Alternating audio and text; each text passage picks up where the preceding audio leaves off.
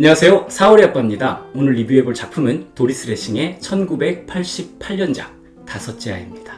작가 도리스 레싱의 말년에 발표된 작품이자 대표작으로 알려져 있습니다. 인간의 근원과 가치에 대해서 도전적이고 예리한 질문을 던지는 동시에 사랑과 행복만을 꿈꾸던 이들이 마주하는 현실의 고통을 아주 적나라하게 서술하고 있는 작품이죠. 덕분에 의도적으로 공포 분위기를 만들어 보겠다는 시도가 거의 없어요. 그럼에도 서늘함과 충격을 경험하게 해주는 작품 되겠습니다. 작가인 도리스 레싱은 1919년 이란 케르만시아에서 태어난 영국 작가로 본명은 도리스 메이 테일러입니다. 2007년도 노벨문학상 수상자인데요. 그녀는 영국의 식민 지배를 받고 있는 지역에서 유년 시절을 보냈어요. 이런 경험들이 그녀의 작품에서 식민지에서 생활하고 있는 영국인의 메마른 삶과 또 식민지 원주민들의 어려운 삶에 대한 연민으로 나타나고 있다고 볼 수 있는데요. 1949년도에 런던으로 이주를 한 도리스 레싱은요, 첫 번째 소설인 풀잎은 노래한다를 1950년 런던에서 발표했습니다. 그 이후에 그녀는 인종차별, 여성 인권 등 다양한 사회 문제를 다룬 작품을 발표를 했고요. 2007년에는 역대 최고령 노벨문학상 수상자로 선정이 되면서 그녀의 문학성을 전 세계에 알릴 수 있게 됐습니다. 안타깝게도 뇌졸중을 앓다가 2013년 11월 17일 날 94세의 나이로 별세했죠. 그러면 지금부터 줄거리를 알아볼게요. 작품의 배경은 1960년대 영국입니다. 낭만적인 결혼 생활을 꿈꾸고 있는 보수적인 성향을 가진 남녀가 만나서 결혼을 했습니다. 이들의 이름은 데이비드와 해리엇. 두 사람은 행복한 가정을 꾸릴 수 있을 것이다 라는 생각으로 뜨거운 사랑에 빠져 있습니다. 이들은 전통적인 가정상을 가지고 있었는데요. 두 사람에게 있어서 아이는 행복한 가정을 위한 중요한 요소였거든요. 그래서 6에서 8명 정도의 자녀 계획을 세웠습니다. 자, 그러면 일단 아이를 많이 낳으려면 집이 커야겠죠. 그래서 둘은 무리를 해서 런던에서 조금 떨어진 도시에 넓은 집을 선택했습니다. 그런데 문제는 너무 큰 집을 선택했어요. 그래서 부모님은 그렇게나 큰 집을 구입하겠다는 것을 반대를 했거든요. 하지만 결국 남편인 데이비드의 아버지의 도움으로 저택을 구입합니다. 아버지가 경제적으로 여유가 있는 분이었어요. 그렇게 결혼 생활이 시작됐습니다. 이들의 결혼 생활은 비교적 평탄하게 진행이 됐는데요. 넓은 저택에다가 친척들을 초대를 해가지고 파티를 열고 막 그랬어요. 두 사람은 결혼과 동시에 아이를 낳기 시작했고요. 그렇게 6년간 4명의 아이를 낳았습니다. 일단 셋째까지는 쉬지 않고 달렸어요. 그리고는 간격을 좀 두자 그런 의미에서 피임을 했는데요. 그럼에도 넷째 아이를 임신했습니다. 그동안 이 해리엇의 어머니, 그러니까 친정엄마 도로시가 출산과 육아에 큰 도움을 주고 있었는데요. 할머니도 지칠만 하죠. 게다가 이 해리엇의 자매인 사라가 결혼을 해서 아이를 낳았는데요.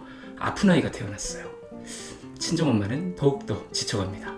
결국에는 만세를 불렀어요. 나도 좀 쉬자. 친척들도 이들의 가족 계획을 말립니다. 결국 두 사람은 일단 3년간은 아이를 갖지 않기로 결정을 했어요. 그런데 그게 맘대로 안 돼요.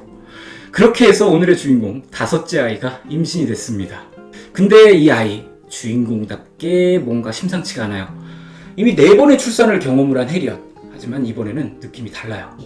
임신 3개월밖에 안 됐는데도 아이의 태동이 굉장히 심합니다.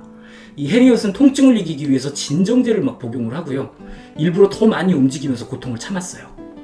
지금까지와는 많이 다른 상황을 견뎌내고 있었거든요. 그러는 동안 아무래도 이 아이가 나를 죽이려는 것 같다라는 생각마저 했거든요. 그렇게 힘든 기간을 지내고 예정보다 일찍 아이를 낳았습니다. 드디어 세상에 나온 5째 아이, 벤이라는 이름을 지어줬거든요. 벤은 태어날 때부터 몸무게가 보통 아이들보다도 많이 나갔어요. 외모도 완전 별로였어요. 게다가 폭력적이고 무지막지하게 힘이 센 아이. 벤은 성장을 하면서 짐승 같은 모습을 더욱더 강하게 보여줍니다. 상당히 비인간적이고요. 비이성적인 아이. 어른들은 벤을 볼 때마다 고개를 저었고요. 이 놀랄 일이 너무 많아가지고 간담이 서늘할 정도였어요. 이 벤이 친척들과의 모임 자리에서 친척들이 데리고 온 개와 고양이의 목을 졸라서 죽인 것으로 보이는 사고를 일으키기도 했는데요. 어른들은 당혹감을 감추지 못했죠. 쬐끔한 게. 결국 하나 둘씩 발길을 끊기 시작을 했고요. 가족 모임은 해체가 되고 말았습니다. 이 아빠인 데이비드와 엄마인 해리엇, 벤 때문에 하도 신경을 쓰다 보니까 이 넷째 아이인 폴에 대해서는 제대로 신경도 쓰지도 못하고 이런 것이 걱정이 됐어요. 결국은 두 사람은 논의 끝에 벤이 우리의 행복한 가정을 위협하고 있다라는 결론을 내렸고요. 아동요양소로 보내버리기로 결정했습니다. 그렇게 벤이 사라져버렸고요. 사라진 가정에는 평화가 찾아왔어요. 그렇지만 이 일로 인해서 엄마인 해리엇의 모성애가 죄책감으로 변하고 말았어요. 이 양심의 가책을 느끼던 해리엇은 남편의 만류에도 불구하고 결국 벤이 있는 아동요양소를 찾아갑니다. 이제부터 이 작품의 클라이막스라고 할 수 있는 요양소 묘사가 등장을 하거든요. 이 요양소라는 이름을 갖고는 있지만 실제로는 감옥이나 마찬가지인 곳이에요. 이곳에 대한 묘사가 이 작품에서는 짧은 부분을 차지하기는 해요. 하지만 상당히 강렬하고 으스스스스한 분위기를 담고 있는 충격적인 장면이에요. 해리엇이 찾아갔을 때 이 벤은 배설물이랑 함께 구속복을 입은 채로 마취 주사를 맞은 상태였어요. 결국 해리엇은 벤을 다시 데리고 집으로 돌아왔습니다. 그리고 이 일은 처음 남편과 함께 꿈꿨던 행복한 가정의 붕괴를 가져오기 시작하는데요. 돌아온 벤을 본 아버지 데이비드와 형제들 그리고 친지들은 차가웠습니다. 그들은 해리엇이 없는 곳에서 그녀를 비난하기까지 하는데요. 자연스럽게 남편인 데이비드와 해리엇의 사이도 멀어지기 시작했습니다. 그러던 어느 날 누군가를 잘 따르는 벤의 모습을 보게 된 해리엇. 그 사람은 누구냐면요, 해리엇이 정원 관리를 하려고 부른 청년인 존이었어요. 청년은 딱히 대단한 그런 사람은 아니고요, 그냥 백수입니다. 그저 정원 관리 알바를 시켰을 뿐이었는데 결국에 해리엇이 존한테 따로 돈을 쥐어줘 가면서 벤을 돌봐줄 것을 부탁을 하거든요. 하지만 얼마 지나지 않아서 존은 직업을 구해서 그곳을 떠나버렸어요. 그 즈음에 벤의 다른 형제들도 벤을 피해서 흩어져 버렸죠. 기숙학교에 들어가기도 했고요. 할머니인 도로시를 따라서 이모 집으로 가기도 했어요. 그리고 또 넷째 아이인 폴은요, 제대로 된 케어를 받지 못한 채 자라서 성격이 좀 이상한 애로 자라고 있었어요. 많은 자녀를 낳아서 시끌벅적하고 행복한 삶을 살기 위해서 마련했던 넓은 집. 이제 그 집에는 해리엇과 남편 데이비드 그리고 벤만 남았어요. 그럼에도 해리엇은 벤을 놓을 수가 없었습니다. 상담소를 찾아다니면서 벤을 어떻게든 잘 돌보려고 노력을 했지만 아무런 소용이 없었어요. 그렇게 시간이 조금 더 흘렀습니다. 벤도 이제 학교에 다닐 나이가 됐어요. 하지만 벤은 공부에는 아무런 관심이 없었어요. 그저 불량한 학생들하고 어울려 다니기만 할 뿐이었는데요. 결국 벤은 자기가 살고 있는 넓은 집에 불량 학생들을 들이기도 했고요. 며칠씩 가출하기도 했어요. 아이들과 어울려 다니면서 갱단 비슷한 이런 행동을 하면서 집을 그들의 아지트로 만들어버린 상태죠. 그렇게 중학생이 된 벤. 그는 거친 본성을 더욱더 드러내기 시작을 했고 결국 중학교에서 만난 질 나쁜 아이들의 우두머리가 되었습니다. 엄마인 해리엇은 어느 날 뉴스에서 청소년 폭동에 대한 보도를 보았는데요. 그리고 그곳에서 벤의 무리가 있는 모습을 보았어요. 그들은 이제 벤이 떠날 것이다 라는 것을 직감했습니다. 그렇게 벤은 돌아오지 않았고 도시의 어두운 곳에서 범죄를 저지르며 살아갈 것이다 라는 여운을 남긴 채 작품은 끝이 납니다. 여기까지가 오늘의 작품 도리스 레싱의 다섯째 아이 줄거리였어요. 재밌죠? 그러면 잠시 광고 한 편 보시고 작품에 대한 이야기를 나눠볼게요. 안 나올 수도 있어요.